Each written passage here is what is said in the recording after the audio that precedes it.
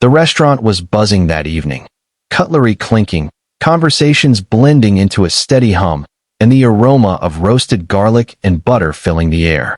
Among the guests was Michael Reed, a middle-aged single dad, quietly enjoying a modest dinner with his teenage daughter, Lily. To anyone watching, he looked like just another ordinary man, a little tired, wearing a faded jacket, and more focused on making sure his daughter smiled than on his own meal. But Michael had a past no one in that room could have guessed. At a corner table sat Charles Donovan, one of the most powerful CEOs in the city, a man known for his influence, his wealth, and, if you asked most people, his arrogance. He wasn't someone you'd expect to be in danger in a public place. But that night, danger found him. Out of nowhere, three men stormed into the restaurant. They weren't there for food. Their eyes locked on Donovan. Within seconds, chaos erupted.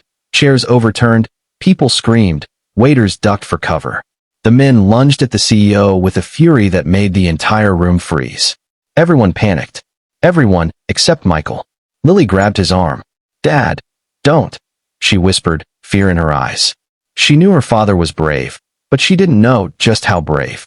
Michael stood, calm, controlled. Years of discipline hidden beneath the quiet exterior of a single dad now came alive. Before the attackers even realized what was happening, Michael moved, swift, precise, and deliberate.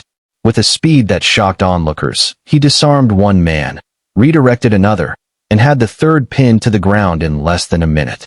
The restaurant fell silent. Glasses still trembled on tables.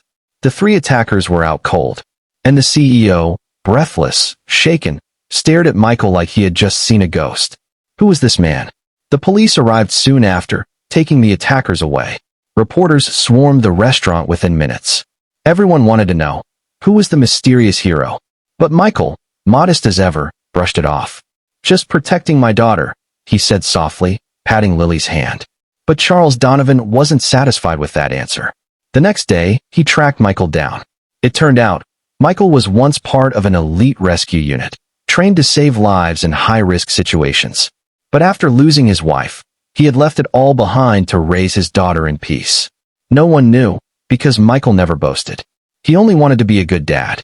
Donovan, a man who had spent his life chasing power and money, was humbled.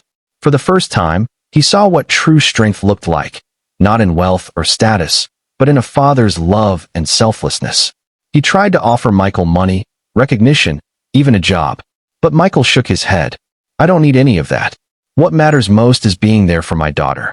That simple sentence hit Donovan harder than any business deal ever could. Weeks later, Donovan set up a scholarship fund, not in his own name, but in honor of Michael's late wife, to support single parents striving to raise their children. He said it was inspired by a man who reminded me that greatness is not in what you own, but in what you give. As for Michael, life went back to normal, or at least as normal as it could. But Lily looked at her father differently now. She always knew he was her hero. That night, the world saw it too.